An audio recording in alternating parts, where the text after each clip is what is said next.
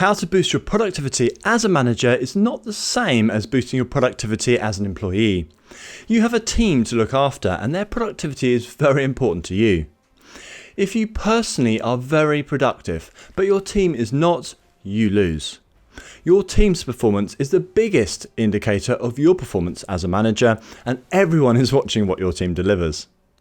To maximise your personal productivity and the productivity of your team, here are 4 winning productivity tips every great team manager works very hard at. Firstly, be a master of proactively planning and organising. Secondly, ruthlessly and diplomatically manage expectations and saying no. Third, intelligently delegate and leverage your team. And fourth, invest time in relationships and reciprocity. Some of these might feel a little counterintuitive to improving productivity. I was promoted 13 times in 13 years through the management ranks to board level, while working in many top companies. To earn all those promotions, I worked harder at each of these productivity tactics than my peers. For example, these techniques enabled my team to deliver over 50 initiatives and projects in a single year, earning a Best Team prize and a top appraisal grade. I started off being poor at all of these productivity tips. I worked at all of them and got better and better. I quickly learnt from my own mistakes, and watching other great managers taught me how essential these productivity tactics are for managers to be very successful. There is nothing stopping you getting just as many benefits from using these approaches as I did. Start small and keep working at using each of them. My first productivity tip for managers is to be a master of proactively planning and organising. This may seem an obvious tip. What is a lot less obvious is all the actions that go into being very good at proactively planning and organising yourself and your team. Firstly, make the time to think ahead and try to spot or anticipate problems, clashes and issues with your work and within the work of your team. The bigger your team, the more opportunities for problems. The further in advance you can spot problems, the more time you have to avoid or mitigate those problems. Secondly, be goal orientated. Even if you're not naturally goal orientated, your business is goal and target orientated. So working at setting and reaching goals will help you deliver what your business needs. Set yourself and your team lots of little goals. What are you going to achieve today? What are you going to achieve this week? Focus on small, digestible, short-term goals that are steps to achieving bigger, more valuable goals. Thirdly, stay close to what your team is doing. Spend time with your team. Ask how you can help them and remove problems they encounter, etc.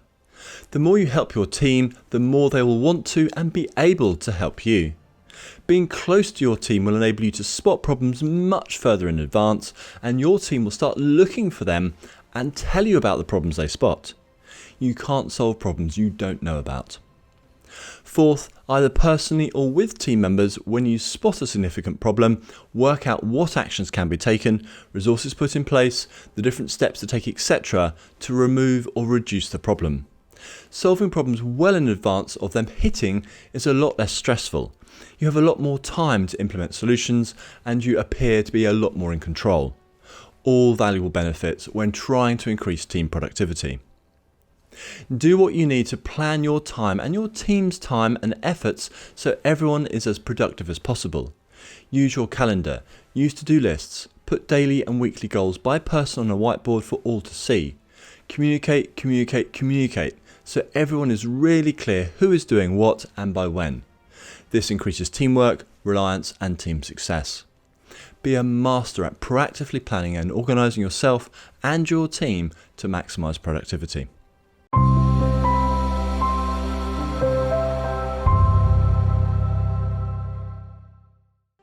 My name is Jess Coles and I'm passing on many of the valuable lessons I learnt during a very successful management career working with great teams in many amazing companies.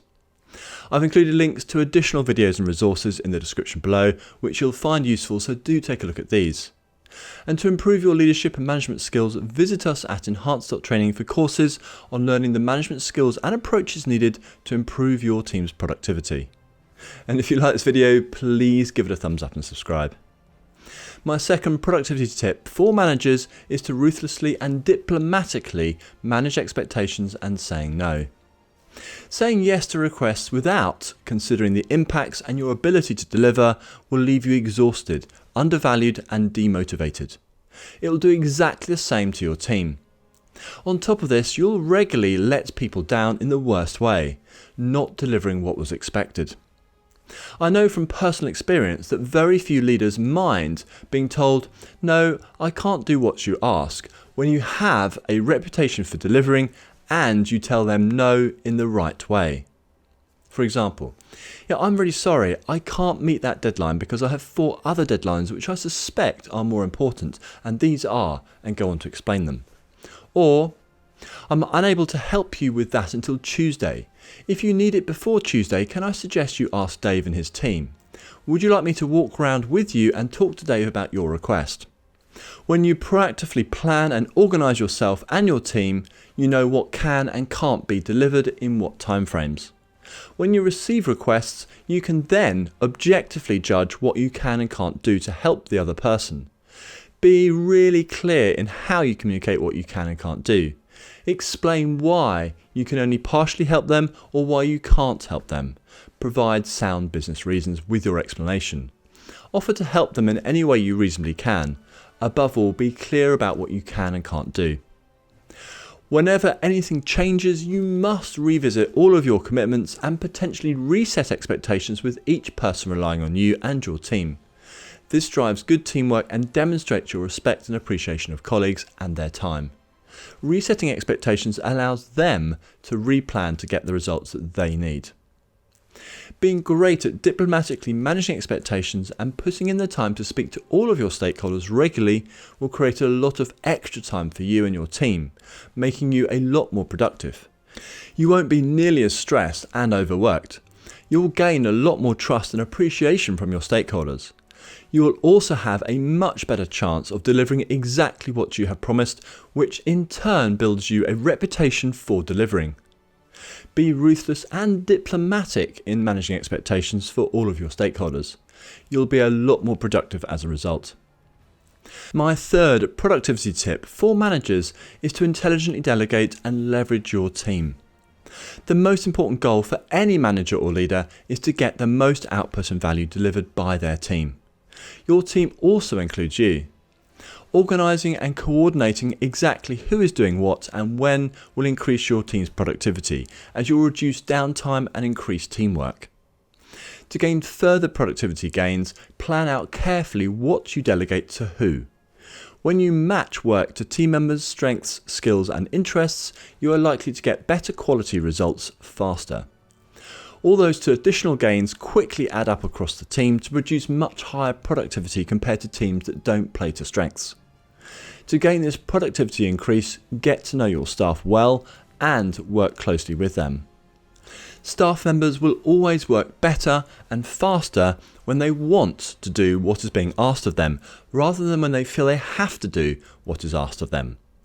Other really important ways to leverage the efforts of your team are: firstly, delegate the right level of work and the right complexity of problems to staff members with the best skills to resolve that level of challenge.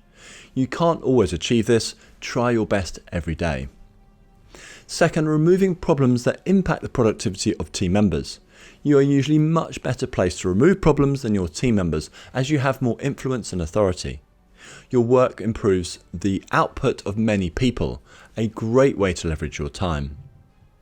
Third, protecting your team from low-value requests, distractions, too many changes of direction, politics and infighting, and anything else that distracts the team from delivering their best efforts.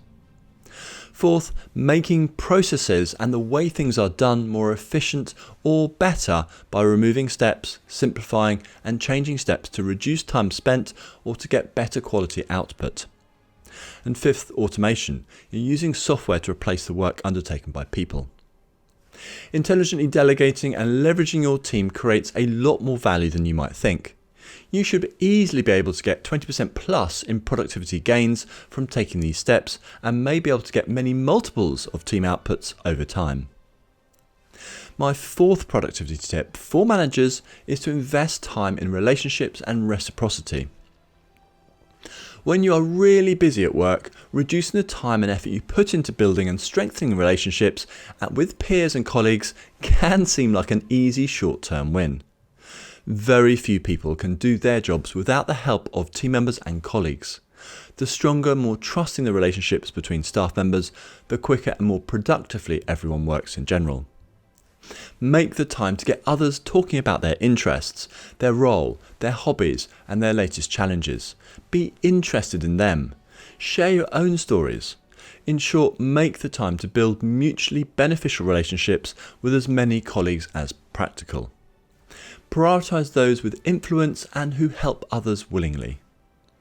People willingly help people they like, trust, and who help them.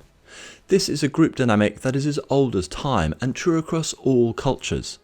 This behaviour is hardwired into us through generations of surviving much better in groups. To be really effective at work, work to make others as effective as possible. As a manager or leader, this is a win-win. You help your team be more productive and they in return help you achieve the same. Give others information, ideas, solution, a helping hand, resources. There is a long list. When you see an opportunity, help out. They will then be a lot more willing to help you when you need help. You can achieve a lot more in a much shorter time frame because you don't have to wait for help or make the time to persuade others to help you. When you need help, support, resources, ideas, solutions, etc., remind the people you have helped that they owe you a favour. Investing in relationships and reciprocity is one of the best productivity tips for managers that I know. I've used this approach in nearly every job I've had, and it is amazing the personal and professional benefits you get. To start with, put in the extra effort with a few people and see what you get from investing in relationships as a manager. You can then enlarge the group you invest time with. In summary, please use these productivity tips for managers to enable you to be a lot more productive personally and, more importantly, enable your team to be a lot more productive. Each of these approaches will create a big positive benefit. The more you put in, the more you will gain. As a reminder, the 4 productivity tips for managers are: firstly, be a master of proactively planning and organising. Secondly, ruthlessly and diplomatically manage expectations and saying no. Third, intelligently delegate and leverage your team.